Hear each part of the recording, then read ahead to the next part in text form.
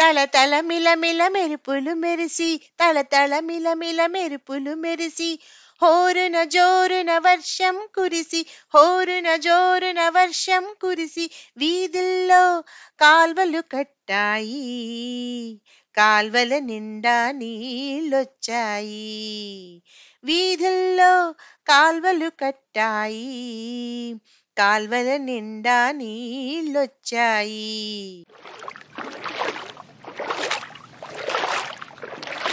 చెప్పులు తడిసి బట్టలు తడిసి చిందే నీళ్లకు బురదకు జడిసి జనులు మెల్లగా పోతున్నారు లేకుంటే జారే పడతారు జనులు మెల్లగా పోతున్నారు లేకుంటే జారే పడతారు. ఆ త్రోవను పాపం ఒక ముసలమ్మ కాటికి కాళ్ళు చాచినట్లున్నది గడగడ వణికి తడబడి తొణికి అడుగులు లెక్కెడుతూ పోతున్నది గడగడ వణికి తడబడి తొణికి అడుగులు లెక్కెడుతూ పోతున్నది. మెదలక ఎవరి త్రోవని వారు పిన్నలు పెద్దలు పోతున్నారు వణికే తొణికే ఆ ముసలమ్మకు ఎవ్వరు సాయం చేసేవారు ఎవ్వరు సాయం చేసేవారు ఎవ్వరు సాయం చేసేవారు. ఇంతలోన దగ్గరలో ఒక బడి వదిలిపెట్టగా పిల్లలు వడివడి కేకలు వేస్తూ పరుగులు తీస్తూ వచ్చారెంతో సందడి చేస్తూ.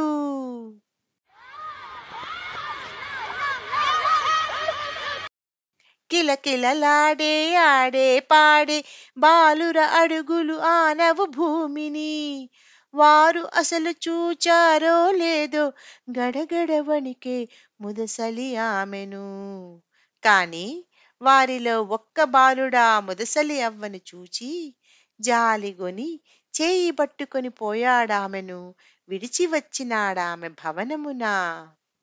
తిరిగి వచ్చి తన తోటి వారితో అన్నాడా అతడు, స్నేహితులారా ఆ ముసలమ్మ కూడా మరి ఒకరికి అమ్మేయని ఆలోచించారా మీరు ఆలోచించారా?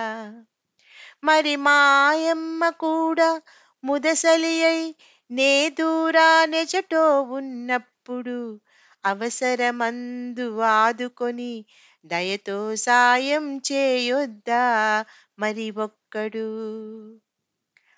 ఇది విని ప్రతి బాలుడు తన మనమున సిగ్గు చెంది అనుకున్నాడిట్లని, దుర్బలులకు సాయం చేయని ఎడ కొరగాదెందుకు మనుజుని మనుగడ దుర్బలులకు సాయం చేయని ఎడ కొరగాదెందుకు మనుజుని మనుగడ కొరగాదెందుకు మనుజుని మనుగడ కొరగాదెందుకు మనుజుని మనుగడ.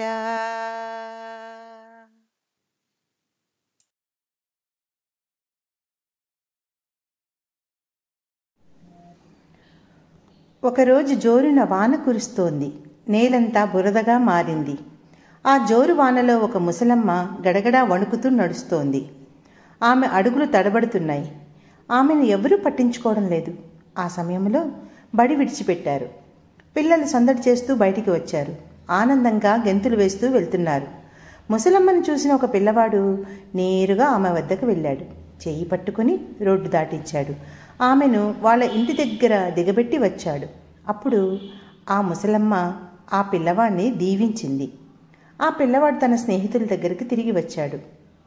అమ్మ ఎవరికైనా అమ్మే కదా, ఏదో ఒకరోజు మా అమ్మకు కూడా ఎవరో ఒకరు నాలాగే సాయం చేయాలి కదా అన్నాడు. పిల్లలందరికీ అతని మాటలు నచ్చాయి. ముసలమ్మకు సాయం చేయనందుకు వారంతా సిగ్గుపడ్డారు. కష్టాలలో ఉన్నవారికి సాయం చేయని మనిషి జీవితం వ్యర్థమని వారు తెలుసుకున్నారు.